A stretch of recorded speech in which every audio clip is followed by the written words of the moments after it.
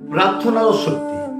ପ୍ରେରିତ ପାଉଲ କହନ୍ତି, ମୁଁ ଯେବେ ସଦାପ୍ରଭୁଙ୍କ ସାନ୍ନିଧ୍ୟ ମଧ୍ୟରେ ଆଣ୍ଠୁ ଭାଙ୍ଗେ ଆଉ ମୋର ଆନ୍ତରିକ ପୁରୁଷ ଶକ୍ତି ଯୁକ୍ତ ହୁଏ। ଦାନିଏଲ ପ୍ରାର୍ଥନା କଲେ। ଦାନିଏଲର ପ୍ରାର୍ଥନା ଏପରି ପାୱାରଫୁଲ, ଏପରି ଶକ୍ତି ଥିଲା। ଦାନିଏଲର ପ୍ରାର୍ଥନା ଦାନିଏଲକୁ ସିଂହ ଗର୍ତ୍ତରୁ ରକ୍ଷା କଲେ।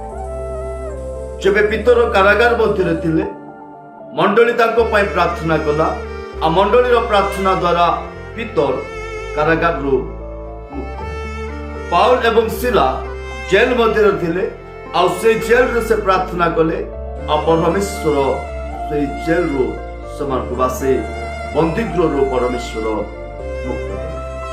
ପ୍ରିୟ ପ୍ରଭୁଙ୍କ ଲୋକମାନେ, ଆଜି ଆପଣଙ୍କର ପ୍ରାର୍ଥନା ଆପଣଙ୍କ ପରିବାରରେ, ଆପଣଙ୍କ ଜୀବନ ମଧ୍ୟରେ କାର୍ଯ୍ୟ କରିବ। ଆପଣଙ୍କ ପ୍ରାର୍ଥନା ଆପଣଙ୍କର ବନ୍ଧନକୁ ନଷ୍ଟ କରିବ। ଆପଣଙ୍କ ପ୍ରାର୍ଥନା ବନ୍ଧନରୁ ମୁକ୍ତ କରିବ। ଆପଣଙ୍କର ପ୍ରାର୍ଥନା ଆପଣଙ୍କୁ ଆଶୀର୍ବାଦ ଆଣିଦେବ। ଆପଣଙ୍କର ପ୍ରାର୍ଥନା ଆପଣଙ୍କ ଜୀବନ ମଧ୍ୟରେ ଏକ ପରିବର୍ତ୍ତନକୁ ଆଣିଦେବ। ଏଣୁ ପ୍ରାର୍ଥନା କରିବା ଭୁଲନ୍ତୁ ନାହିଁ। ପ୍ରାର୍ଥନାରେ ସଦାସର୍ବଦା ଲାଗି ପ୍ରଭୁ ଆଶୀର୍ବାଦ।